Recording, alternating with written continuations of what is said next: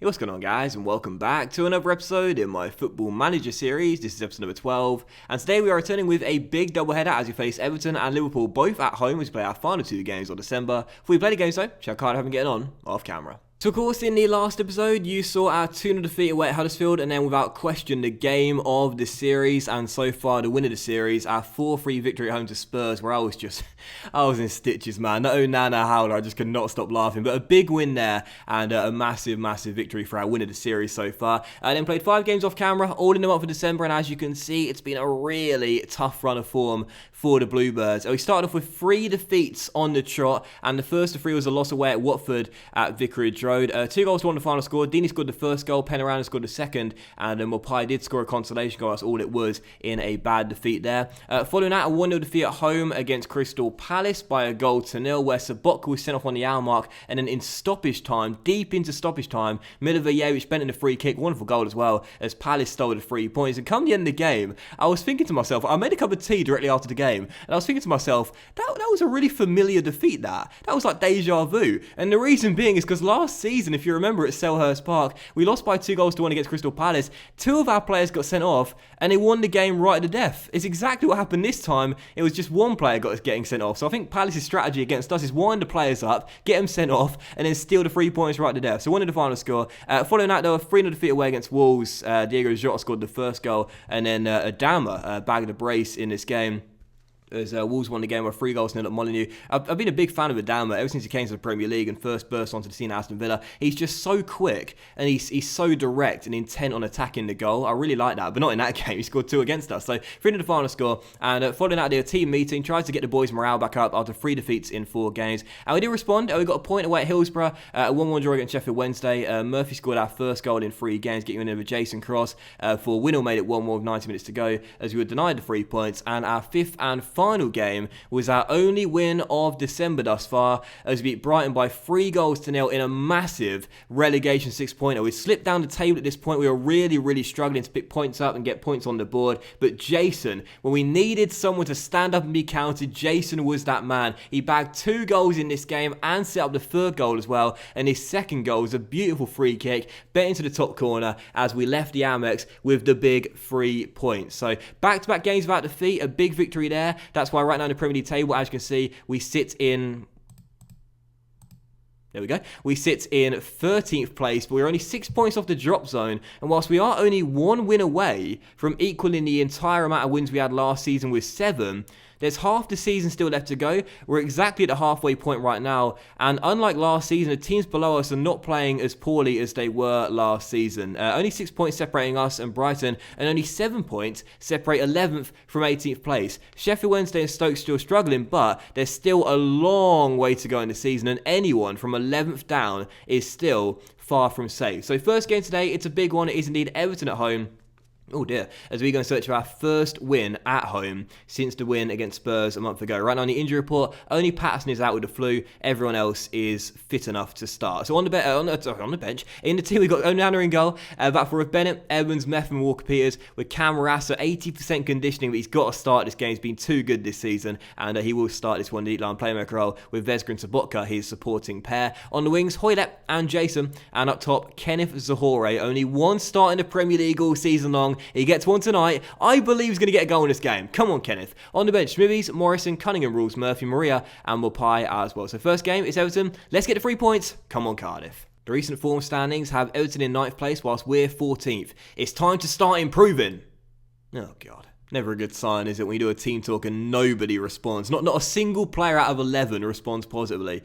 And the first highlight of the game is going to come to Cardiff as Vesga wins the ball back from a throw, sends it long, and Zohore beats Michael Keane to the ball, plays it back towards Jason, and Jason's strike easily saved by Pickford. Good hold-up work by Zohore there. And that is one thing he can do that none of our other strikers can. Hold the ball up, bring other players into play. Still tied at 0-0, but good to get the first chance of the game. I like it when you record the first shot of the game. You know, put your opponents on the back foot straight away and show them you mean business. And as Vesga wins it back here, we have started the game off well. Let's find that breakthrough early. Zohore to Sobotka.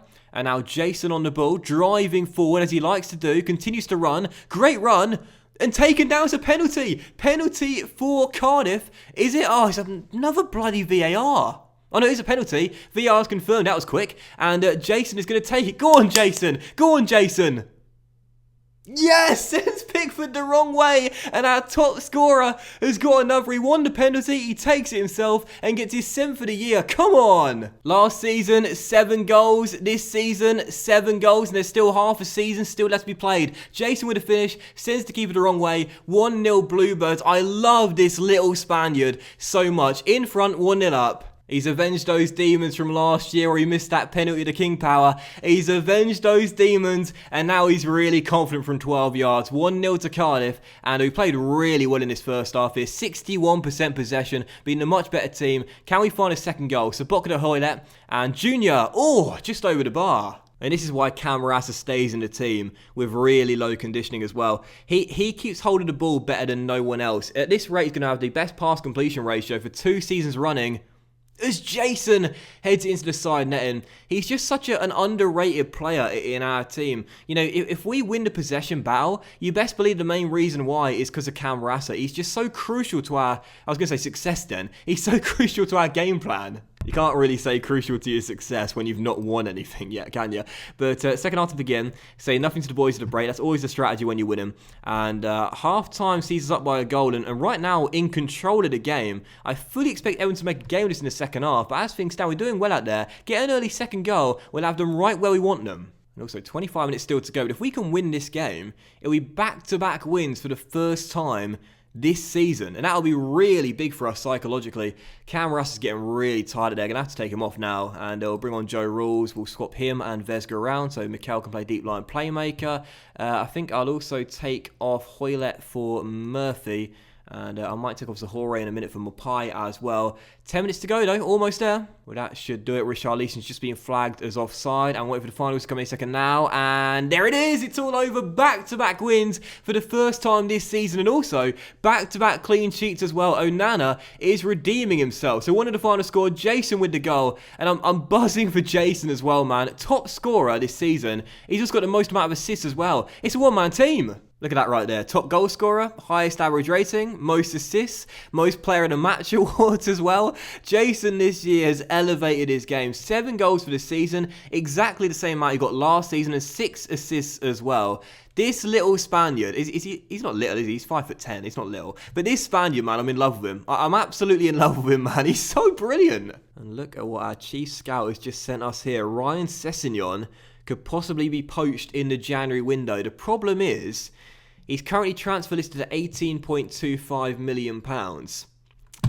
Now, we don't have that, which I say that's the problem. That's the reason we can't sign him. We've only got £6.5 million in our budget. We could possibly ask the board for a special request, but I don't think that's going to come off. It's never happened to me before. You know, sometimes you can ask the board for the cash to sign a player. You say they mean business or something, and they'll be worth their weight in gold. It's never happened to me before. But Sessegnon, if we could pull that off in January, that would be amazing. That would be incredible. Keep your eyes on that one. Possible though, because Bobby Reed has just handed in a transfer request, which I've granted as well. So Reed's on the transfer list right now. There's a few championship clubs interested there. We could possibly sell him for around, well, 7.5 million max, I'd probably. So I've got a 10 million asking price on him right now. That's probably not going to get met. But that will take us up to, what would that take us up to? Around about 13 million pounds. Bit of bartering with Fulham perhaps could possibly pull it off. Not entirely sure.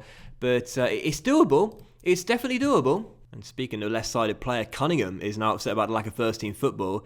So I'm going to say I'm going to look to sell you for the good of your career. And he also might be leaving in January. So if we put him on the transfer list, yeah, he's put on the transfer list there. We could possibly sell Cunningham and also Reed in this window. We won't get much for Cunningham, but it will take out his contract. There's a possibility. That's all I'm saying. I'm not going to say it's going to happen, but there's a possibility Sessegnon could happen. So second and final game of today's episode is indeed league leaders Liverpool here in Wales on New Year's Eve. Let's send the boys out partying tonight with 3 points in the bag as well. Apparently Cardiff's a good night out as well. I've never been there, but apparently it's a really good night out. So let's give the boys something extra to celebrate tonight as you're ringing the new year with hopefully 3 wins on the bounce and perhaps a place in 10th. Let's find out. So Liverpool right now top of the table, 48 points on the board. Highly doubtful, but come on, 2 wins on the trot. Let's get another one here. So here we go then. No change to our team apart from one, actually. One final alteration to our team heading into the game. We've got the same lineup. One difference is the striker. We've got Onana in goal. Back for Bennett, Evans, Meffman, Walker-Peters, Camrasa, Vesga and Sobotka once again our midfield trio. And on the wings, Hoylett, Jason and Morpai up top. In fact, Murphy in for Hoylett, I think, down left-hand side, because he and Jason have a good connection on the wings, and they will play up top. And on the bench, Smithies, Morrison, Cunningham rules, Hoylett, Maria, and Zahore as well. Second and final game, it's Liverpool. Let's make it 3-1 on the bounce. Come on, Cardiff. Oh, and an orange ball as well. You don't see that very often in FM, which means it must be snowing as Jason finds the block. I would know that if I looked at the weather before the game started, as Vesga's on the ball. And Mikel forced back to Johnny Evans, controls it just inside the centre circle here. And he'll play it through to Bennett, now into Murphy on the turn. And Murphy out wide towards that man, Jason, down the right. Oh, what a cross. Murphy, what a decision to put him in. But I think the flag's going to go up for offside. And it is indeed. Lino is not moving. And it's going to be a VAR, but I'm pretty sure he's off there. Jason whipped one to the back stick. And, yeah, he's just a fraction offside. Right call by the VAR. And Murphy's goal disallowed. Still 0-0, but great cross by Jason now. Actually, it's not snowing at all as Jason picks it up and finds more pie. And Neil feeds it through to Vesga. And back to Jason. Oh, cross blocked. But he gets it back. Still a chance. Jason.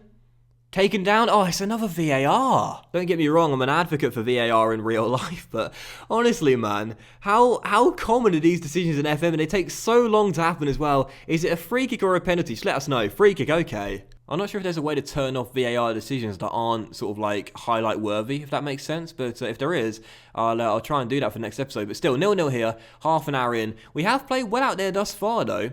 And at the moment, Liverpool yet to cause us too many problems. But here they come with Naby Keita driving forward. Meffam blocks the pass, but he gets it back and finds Costa. And his shot easily caught by Onana. That should have been 1-0. That was like Kane in the last episode, tried to dink it home, but it was a poor decision. And, oh, not another VAR, come on! Penalty, free kick, okay. See, if there's a way to, like, get rid of those decisions, if a VAR happens and it results in a penalty or a red card or whatever, or a goal, then fair enough. But, like, if it's a free kick and nothing comes from the free kick, don't show us the incident, it's not worth it. Anyway, still 0-0, and that will do it for the first half. And as things stand, we're set for no defeats in 4, and a very credible point here. So I'll say nothing to the boys at the break, as we always do when things are going well. And we'll go straight out there in the second half. This will be a credible point here, and also 3 clean sheets in a row as well. Very impressive. Long way to go, though, and Liverpool are league leaders for a reason. Douglas Costa crosses, and Correa hits the post, and Evans clears it away. This is going to be a long 45 minutes here for Cardiff. Costa's corner, Virgil van Dijk's headed off the bar this time, and Evans gets it away twice to hit the woodwork in 2 minutes, still 0-0. We've got to tighten up out there. We're into the final 20 seconds of stoppage time. Can we hang on? Evans heads it back, but it's a poor header, and Milner picks it up. It's James into Correa, Meffam, Onana kicks it long, and Hoylett is onto it. To be fair, the blue shirts are countering.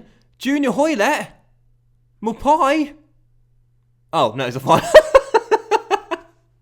It's the final, so I was thinking, here we go. No, referee blows full time. Final score 0-0, we'll take it though. Nana getting man of the match. Talk about redemption for Andre. We were laughing at him in the last episode. Now he's the one laughing with 3 clean sheets on the bounce. Fair play, young man. So I'll say to the boys, well done lads. You've proved a lot of people wrong in avoiding defeat out there. Everyone is happy. And that is a great way to end the calendar year. No defeats in our last 4, 2 wins in our last 4, and 3 clean sheets on the bounce as well. Our form this season has been quite poor for the most part, but that's a great way to ring in 2020. So that will end today's episode of the Football Manager series, guys. So thank you for watching. I hope you have enjoyed it. If you did enjoy today's episode, then please do drop a like. Much love to you all. Have a fantastic day, and I'll see you for the next episode very soon. We'll have games against I'm really tempted to do the FA Cup third round and Chelsea away, because that is a really fun doubleheader to start January off there. I think so. Leeds at home, great clash there. And then Chelsea away at Stamford Bridge as well. Let's do that. With the January window open as well, we'll find out what happens with Ryan Sessegnon too. Have a great day, guys. Much love to you all. And I'll see you for the next episode very soon. Bye now.